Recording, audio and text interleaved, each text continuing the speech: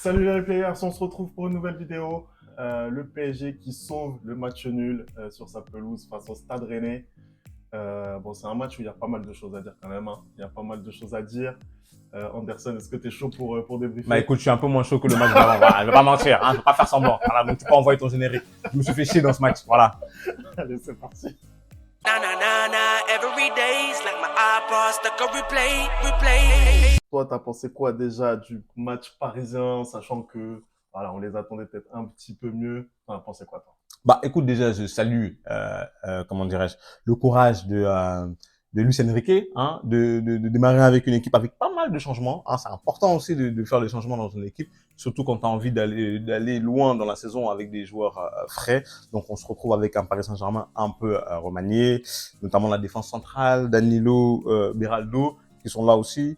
Kang Lee aussi qui est au milieu de terrain à la place de Zaïre Emery. Qu'est-ce que j'ai pensé de la première période? Bah écoute, un Paris dominateur, encore une fois de plus, comme depuis le début de la saison, ils ont le ballon, 60, je crois plus de 60% de possession, mais il se passe rien, ils font rien avec en fait, ils font rien avec, ça tourne, ça joue à la baballe, il n'y a pas comment dire, de verticalité, il se passe rien, il se passe absolument rien. Je crois que Paris tire en première mi-temps 3 ou 4 fois, je me souviens plus, et il y a une seule fois cadrée. À côté, t'as Rennes. Bon, en première mi-temps, c'était aussi un peu plus compliqué pour eux, mais je pense qu'ils sont venus dans l'optique d'attendre et de contre-attaquer. Je pense que dès qu'il y a eu l'engagement, tu vois direct le système, Oui, bah, oui.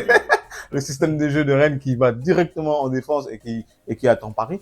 Mais en fait, je comprends pas. Le Paris Saint-Germain n'arrive vraiment pas à jouer contre des équipes qui sont en bloc bas et à chaque fois doivent s'en remettre au même homme qui est à chaque fois le plus dangereux de l'équipe, à savoir Ousmane Dembélé. C'est-à-dire que chaque fois que le Paris Saint-Germain joue et que c'est un peu compliqué, bah, celui dont la lumière peut venir et arrive certainement, c'est toujours Dembélé. Donc cette première mi-temps, pour moi, pour Paris, elle est pas fameuse. Et même pour Rennes, en vrai de vrai, on se fait, j'ai pas envie de dire on se fait chier, mais voilà. Moi, c'est mon sentiment en tout cas. Bah, c'est sûr que voilà, c'était pas le match le plus passionnant à regarder depuis le début de saison en Ligue 1.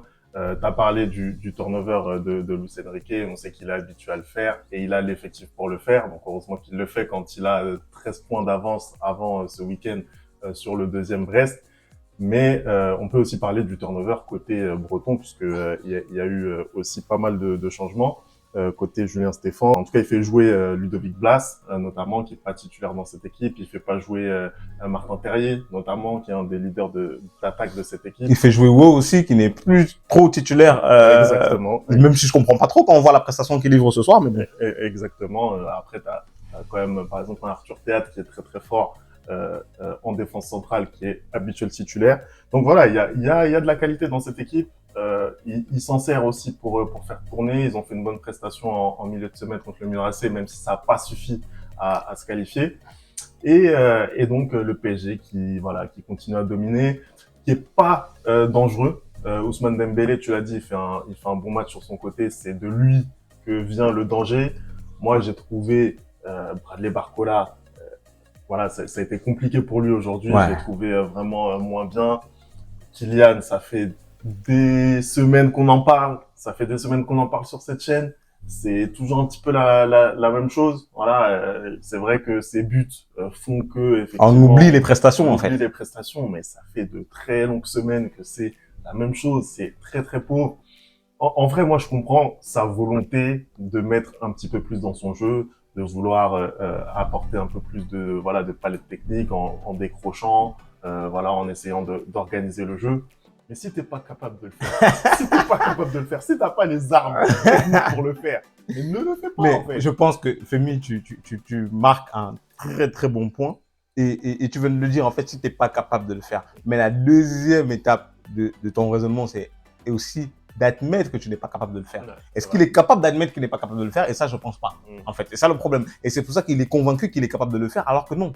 Bah, après, encore une fois, c'est-à-dire que la démarche de se remettre en question et de dire, OK, je vais pas pouvoir faire toute ma carrière sur ma vitesse. OK, je veux bien entendre ce raisonnement. Oui. Mais après, voilà, t'as essayé, ça fait des semaines, des mois que ça dure. Les prestations, elles sont toujours aussi indigentes. Il fait beaucoup moins de différence aussi sur son côté gauche, en éliminant. Et c'est vrai qu'à un moment donné, voilà, il faut se rendre à l'évidence. Voilà, si ta carrière doit s'arrêter à 29 ans, elle s'arrêtera à 29 ans. Non, quand même pas, quand C'est même dommage pas. pour le Quand Real même pas. Madrid. Moi, personnellement, moi, ça me dérange pas. Moi, ça me dérange pas. Non, mais en fait, tu viens de résumer le problème. C'est de moins en moins un ailier. C'est-à-dire que tu prends les ailiers comme Jérémy Doku ou comme Vinicius, leur qualité première, c'est quoi? C'est l'élimination. Et c'est de moins en moins son cas. C'est de moins en moins de son cas. Et il devrait se concentrer sur ses atouts, sur ce qu'il sait faire de bien, à savoir finir et prendre les défenseurs de vitesse. Certes, il commence à comprendre que il prend de l'âge et donc du coup la vitesse ça va être un peu plus compliqué, mais force est de constater que quand il essaye de changer un peu son jeu, d'aller organiser, il sait pas le faire. Il sait pas le faire. Reste dans ta zone, comme l'a dit un grand philosophe. Reste dans ta zone, en fait. Reste dans ta zone. Si c'est pas zone. Et fais ce que tu sais faire. Voilà. Voilà. Non, après, c'est vrai que bon, Luis Enrique le force, hein, entre guillemets, à avoir ce positionnement un peu plus axial, hein, puisque Barcola, maintenant, a pris le côté gauche. Ça permet aussi à Paris d'avoir plus d'équilibre parce que Barcola fait plus d'efforts défensifs. Exactement. Après, effectivement, une fois qu'on a dit ça, je pense que lui, il doit plus être dans un rôle de finisseur plutôt que de faux numéro 9, d'organisateur, de numéro 10, etc. Et je pense que c'est là un petit peu le problème qui se pose avec Kylian. Mais bon. Bah, le truc, en fait, c'est qu'il pense qu'il est capable, ça, je pense que ça va faire une transition incroyable, qu'il pense qu'il est capable de redescendre, d'aller chercher le ballon et ensuite, par des dribbles, être décisif, comme l'a été justement Guiri dans ce but qui est absolument fantastique. Hein. Je pense que le grand pont qu'il met à Danilo, mais quel bijou, et tu penses que c'est terminé, mais non, il te met un extérieur du pied pour ajuster Donnarumma, mais magnifique, magnifique. Tu vois, ce genre de choses, Kylian n'est pas capable de le faire. Je suis désolé. Et il faut savoir aussi, quand tu es joueur pro, ce que tu es capable de faire et ce que tu n'es pas capable de faire. Kylian, c'est un excellent finisseur. C'est un excellent finisseur, hein, que je l'aime ou que je l'aime pas, au moins je sais reconnaître ses qualités. Et comment dire, il est excellent pour prendre la profondeur. C'est-à-dire qu'à partir du moment où on envoie un ballon dans la profondeur, pour moi, c'est but presque.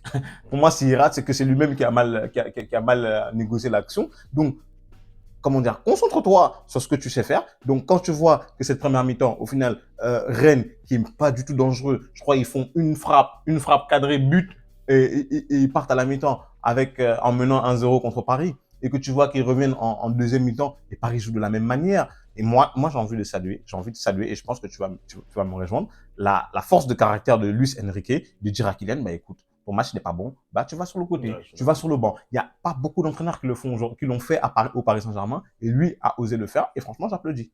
Ça, c'est pour moi, c'est ce que Luis Enrique apporte, c'est-à-dire sa crédibilité et son palmarès lui permet de pouvoir prendre ce genre de décision, et il le fait, et c'est très très bien.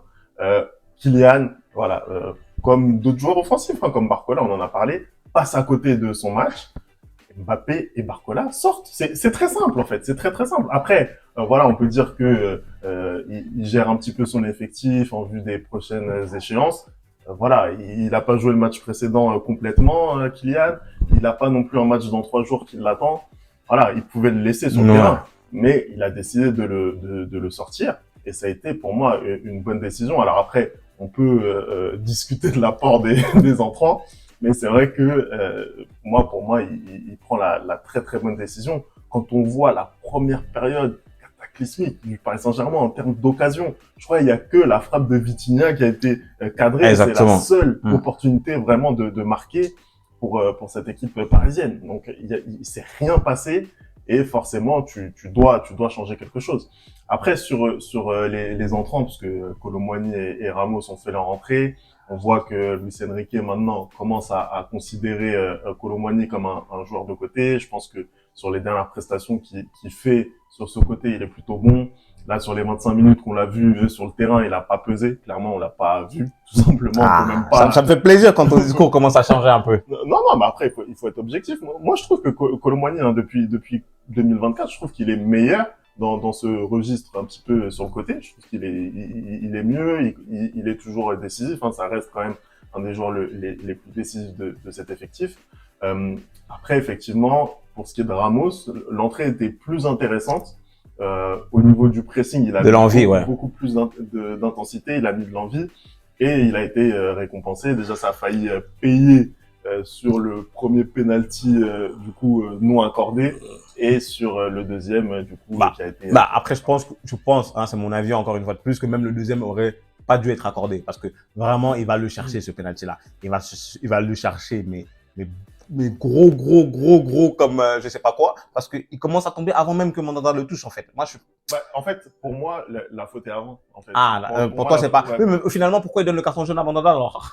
C'est ça Ouais, qu'on comprend pas, parce que c'est ça, je suis ouais. d'accord avec toi, peut-être qu'avant, mais en fait, comme ils se sont pas concentrés sur ça, on voit pas si le défenseur René, j'ai oublié le nom, le touche ou pas, mais pour moi, Mandanda ne fait pas faute. À partir du moment où il vient tomber sur Mandanda, je suis désolé, il peut pas y avoir faute. Donc peut-être qu'il y a faute avant de Rennes, mais en tout cas, c'est pas Mandanda qui fait la faute. C'est clairement Ramos est déjà en train de tomber avant même que Mandanda le touche. Ouais, Donc, voilà. Mais après, ils réussissent à sauver les meubles et encore, ils restent invaincus. Hein, parce que même quand ils font un match cataclysmique, bah, tu perds pas. Et c'est ça qui fait de toi un champion, en fait. Après, on peut noter cette saison et c'est pas le cas qu'en championnat.